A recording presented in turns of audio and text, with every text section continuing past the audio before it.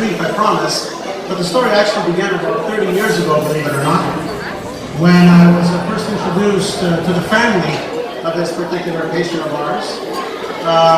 When I ran into his father, who was a physician at the Montreal Children's Hospital.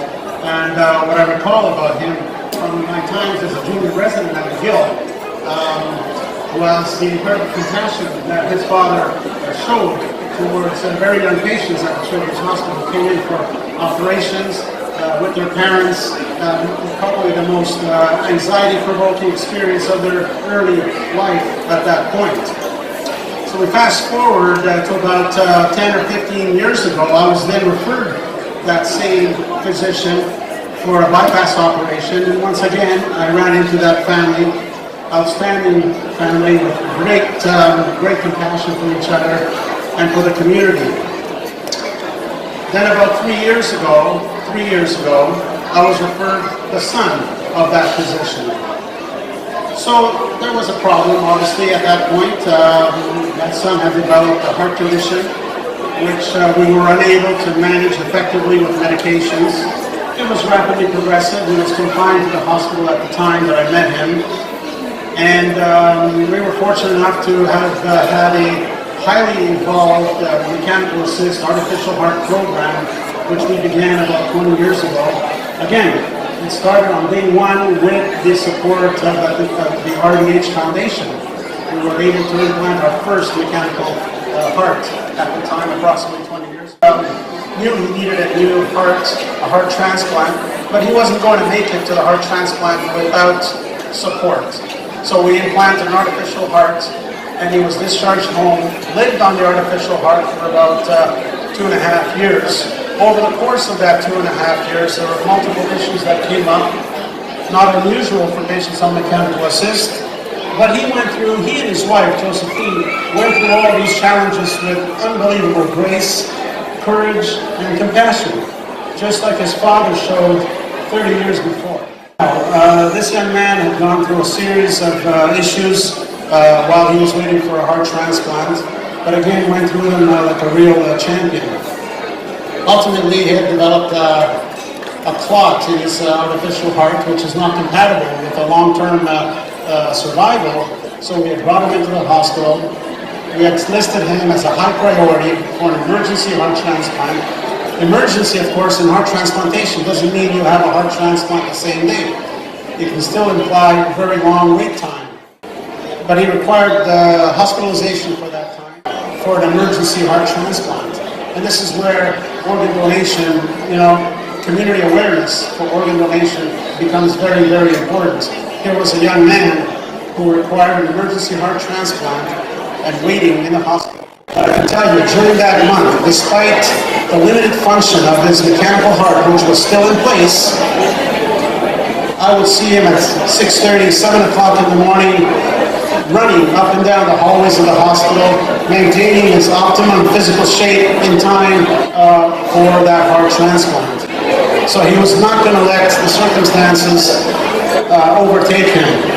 So he and his wife showed tremendous patience, again, tremendous grace in the way they handled this situation. And so one day, called and was a suitable donor for our friend Dennis. He went through a heart transplant procedure.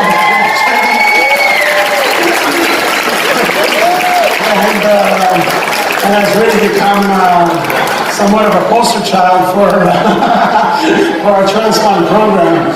So I could not be more proud. I can tell you that every single transplant patient has a story, okay? And Dennis sure has one of his own.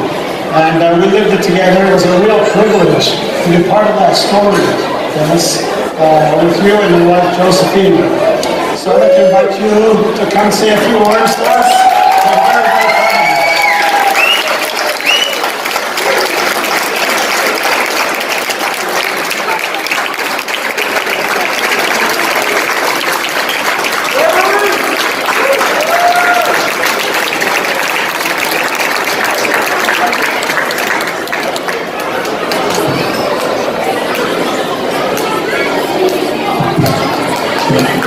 Thank you, Dr. Cecere. I'm very honored. I remember the first moments coming to in the ICU after my transplant. I saw a figure in white outside my room, gazing at me through the glass. And I thought, God? No, it's Dr. Cecere. He came to see me and he said, seeing a patient doing well after performing hours of surgery is the reason why he became a surgeon.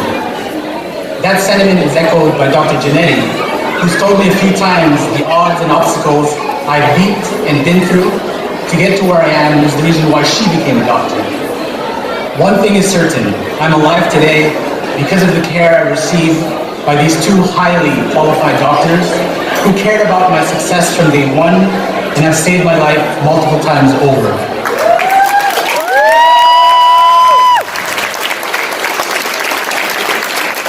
If you see me shaking tonight, it isn't nervousness, but my anti-rejection meds that can cause involuntary twitching, especially with the hands. If you see me perspiring, my pulse is probably tachycardic and my blood pressure elevated. If you see me smiling, it's because I'm happy to be alive spending this wonderful evening with all of you.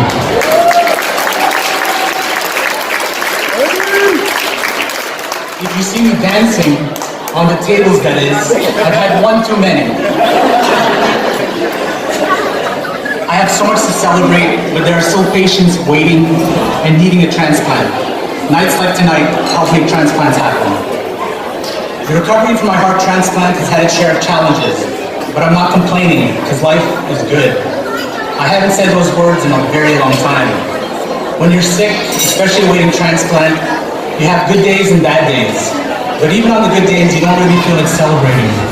Physical weakness, pain, doubt, anger, and fear have a way of weighing you down. Sometimes it feels like all you're doing is waiting. Waiting to feel better, waiting for your next appointment, waiting for your results, waiting for your new heart. This year has been an emotional whirlwind of tremendous highs and tumultuous lows, starting with the passing of my father, Dr. Renzo Carranza, who practiced for 40 years at the Montreal Children's as an anesthesiologist. He was a great man. His tragedy and my transplant brought about opportunity with the opening of my very own art gallery and the creation of my non-profit organization for the education and advocacy of organ donation. With the expertise of Dr. Giannetti, Dr. Cecere, the HFC, and the D7 team, I have survived having a defibrillator, having triple organ failure, going into open heart surgery, and living with an LVAD for nearly 3 years. I also battled with depression, morbid obesity weighing over 400 pounds, having bariatric surgery for a gastric sleeve last year, 2 clots and a cerebral hemorrhage, all to end up happily with a new heart and transplant this past June.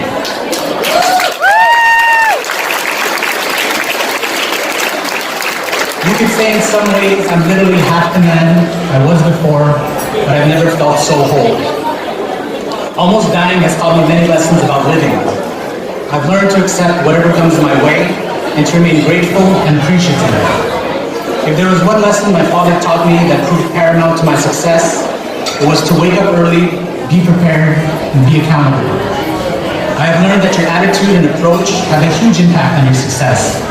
If both have joy, respect, and gratitude, then that's exactly what you'll get back in return. If it's filled with negativity, you'll get back that too.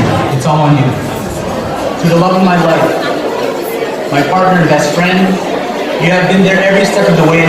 You slept on the blue couch next to me in every room I've ever stayed at, and provided me with strength, love, and support. Things would have been really difficult had you not been there. Thank you. Thanks to my brother Charles for being there when I needed you.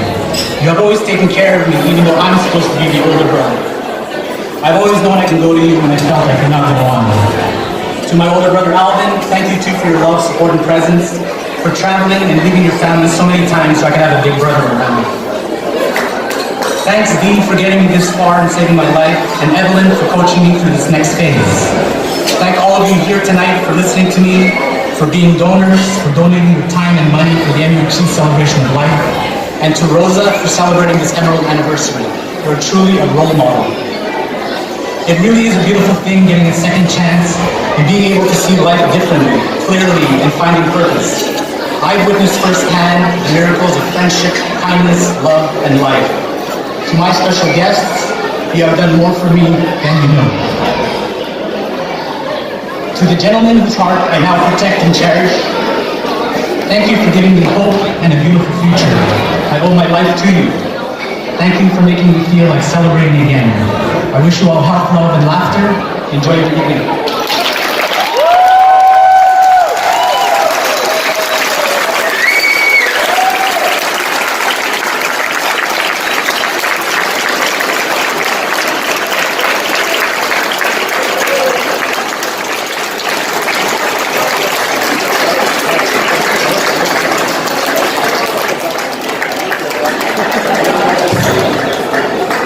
Dennis, thank you ever so much for that wonderful, wonderful speech and into your life. Very much appreciated. Thank you again.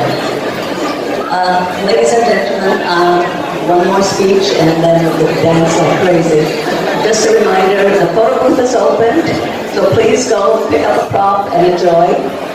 Please don't forget the raffle tickets are still on sale and we really, really need your money, so please open your hearts, open your wallets, and you know that the Celebration of Life event really does make a difference in everybody's life. Either being a donor, being a survivor, going to the hospital, it has changed lives of many, many people. So merci beaucoup pour tout ce que vous avez fait ce soir.